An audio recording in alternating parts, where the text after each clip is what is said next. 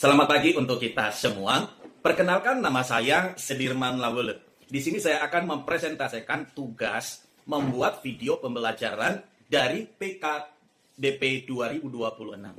Nah, pada pertemuan kali ini kita akan membahas tentang hakikat pendidikan dan juga hakikat pendidikan agama Kristen. Nah, di sini kita langsung masuk pada materinya saja. Nah, hakikat pendidikan dan pendidikan agama Kristen ini memahami dua esensi pendidikan dalam perspektif umum maupun dalam perspektif Kristen. Nah, kita lihat pengertiannya. Pengertian pendidikan adalah proses pembentukan kepribadian, pengembangan potensi, dan pembinaan moral manusia secara menyeluruh. Nah, secara etimologi, berasal dari kata didik. Dan dalam bahasa Latin, educare, yang berarti menuntun keluar dari ketidaktahuan menuju kedewasaan dan kematangan. Nah, menurut Undang-Undang RI nomor 20 tahun 2003 mengatakan bahwa pendidikan adalah usaha sadar dan terencana untuk mewujudkan suasana belajar agar peserta didik secara aktif mengembangkan potensi dirinya untuk memiliki kekuatan spiritual, pengendalian diri, kepribadian, kecerdasan, akhlak mulia, serta keterampilan yang diperlukan dirinya, baik dalam masyarakat, bangsa, dan negara. Dalam perspektif pendidikan umum, pendidikan adalah proses memanusiakan manusia, membentuk potensi dan karakter agar siap hidup bermasyarakat. Nah, menurut Ki Hajar Dewantara mengatakan bahwa pendidikan adalah tuntutan hidup tumbuh anak-anak menuju keselamatan dan kebahagiaan setinggi-tingginya. Pengertian pendidikan yaitu membimbing manusia mengenal Allah dan hidup dalam kebenaran firman Tuhan sebagai dasar seluruh kehidupannya.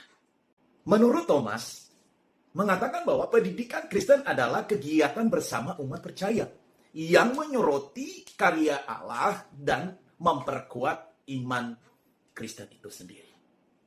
Hakikat pendidikan adalah proses pembentukan manusia. Pendidikan membentuk kepribadian, karakter, dan moral manusia. Bukan hanya sekedar nilai akademis.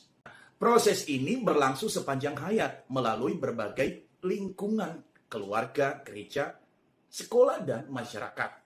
Setiap lingkungan berperan dalam membentuk manusia yang utuh, bertanggung jawab, dan berkarakter mulia. Nah, hakikat pendidikan, tanggung jawab, dan dimensi moral spiritual. Tanggung jawab bersama dalam pendidikan, yaitu pendidikan adalah tanggung jawab bersama yang melibatkan sekolah, guru, keluarga, gereja, dan masyarakat, juga pemerintah. Nah, setiap pihak memiliki peran penting dalam membentuk karakter dan iman peserta didik secara holistik. Nah, dalam dimensi moral dan spiritual, dalam pendidikan Kristen, di sini adalah bahwa mengatakan pendidikan Kristen memiliki dimensi moral dan spiritual yang sangat mendalam. Menurut Homrik Hausen mengatakan bahwa pendidikan itu bertujuan, tujuan pendidikan Kristen itu adalah membimbing manusia mengenal Allah, hidup dalam kebenaran firman Tuhan, dan bertumbuh dalam iman serta berkarakter Kristiani atau berkarakter Kristus. Nah, ada 4 tujuan pendidikan. Yang pertama adalah mengembangkan potensi peserta didik. Membangun potensi peserta didik itu secara menyeluruh, meliputi aspek intelektual, emosional, sosial, dan spiritual. Yang kedua, menyiapkan manusia yang berguna. Menyiapkan manusia yang berguna bagi masyarakat, bangsa, dan negara melalui bekal ilmu dan keterampilan hidup yang diperoleh. Yang ketiga, membentuk karakter dan moral, membentuk karakter dan moral yang baik.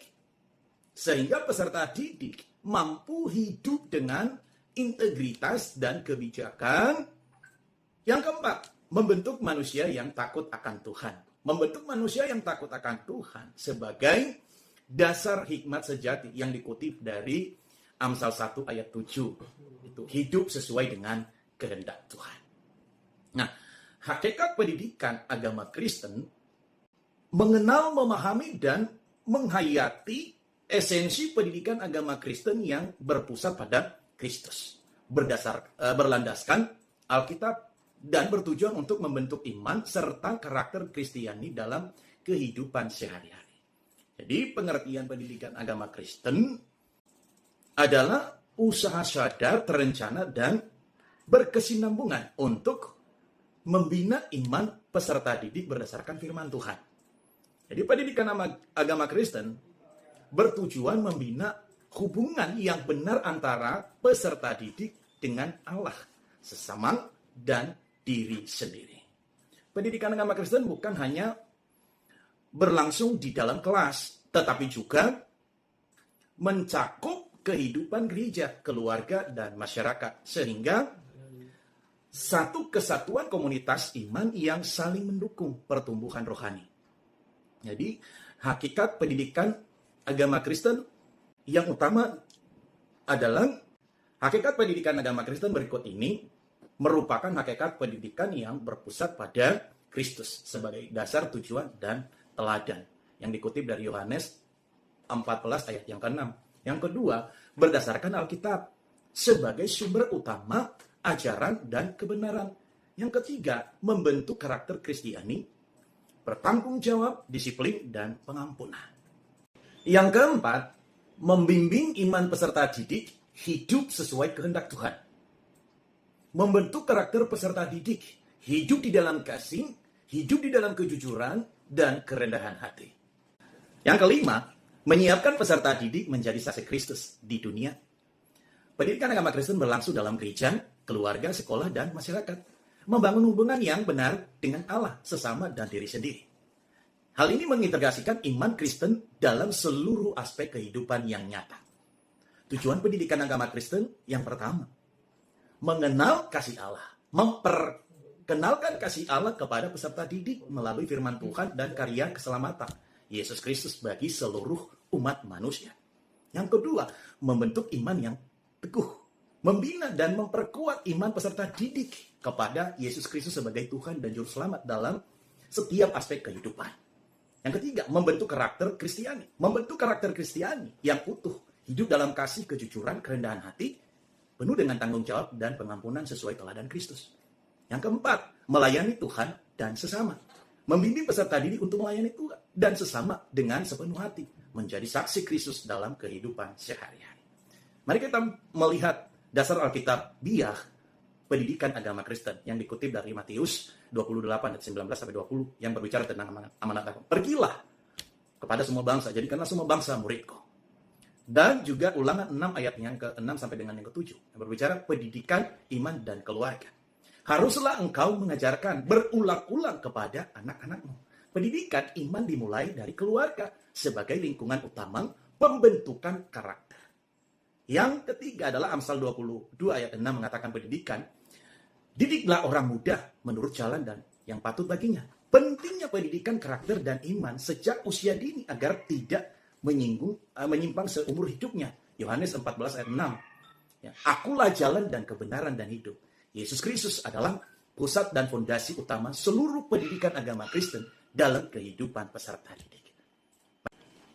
Baik, kita akan menyimpulkan materi hakikat pendidikan dan hakikat pendidikan agama Kristen.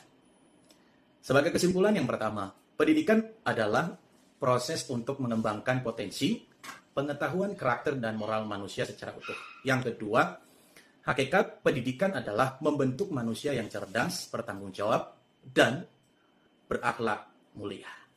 Yang ketiga adalah pendidikan agama Kristen berpusat pada Kristus dan berlandaskan Alkitab. Yang keempat, pendidikan agama Kristen bertujuan untuk membentuk iman, karakter Kristiani, dan kehidupan yang sesuai dengan kehendak Allah. Yang terakhir, melalui pendidikan dan pendidikan agama Kristen, peserta didik diharapkan menjadi pribadi yang beriman, berkarakter, dan menjadi berkat bagi sesama. Terima kasih.